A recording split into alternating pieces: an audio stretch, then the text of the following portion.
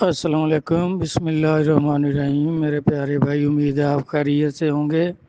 آپ کے گھر والے، بیوی، بچے سب اللہ رسول کی مہربانی سے سب خیریت و عافیت سے ہوں گے۔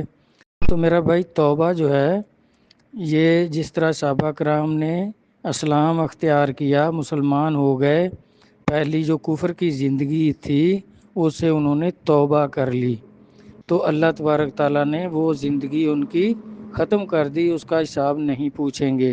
صحابہ نے عرض کیا، یا رسول اللہ صلی اللہ علیہ وآلہ وسلم کہ ہم نے تو پہلے بہت بڑے بڑے جرم کیے ہوئے ہیں، لڑکیوں کو زندہ درگور کیا ہوا ہے، قتل و غارت کی ہوئی ہے، ڈاکہ زنی کی ہوئی ہے، تو کیا اس بارے میں اللہ تبارک تعالیٰ ہم سے پوچھیں گے؟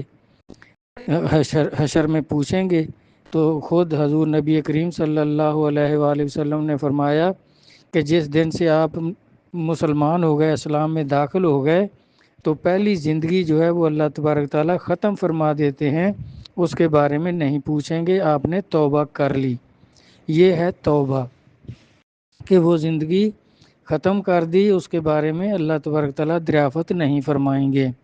اور اس دن سے جو آگے زندگی ہے، جو اسلام اختیار کرنے کے بعد زندگی ہے، اس میں جو اعمال ہوں گے ان کے بارے میں اللہ تبارک تعالیٰ پوچھیں گے، دریافت کریں گے۔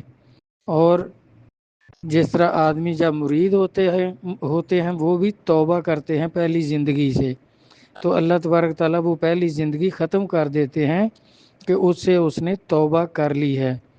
اور اگر دوبارہ پھر وہی اعمال کبھی بھی کر لیے تو پھر وہ پچھلی زندگی اللہ تبارک تعالیٰ ساتھ لگا دیتے ہیں۔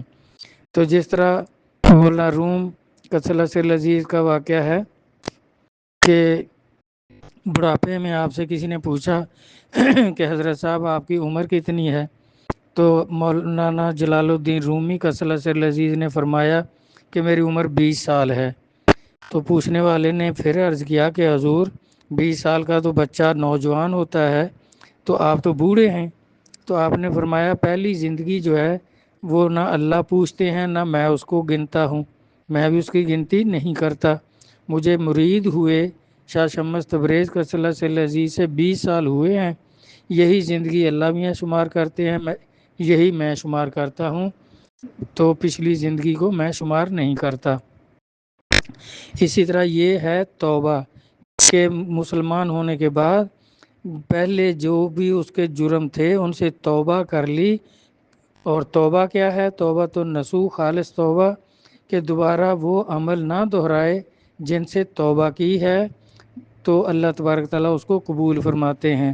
اگر کبھی بھی وہ جرم کر لیا جس سے توبہ کی تھی، تو پھر وہ پچھلے بھی سارے اعمال جو ہیں، گناہ جو ہیں، وہ ساتھ لگا دیتے ہیں کہ اس نے خالص توبہ نہیں کی، اس نے وقتی توبہ کی تھی۔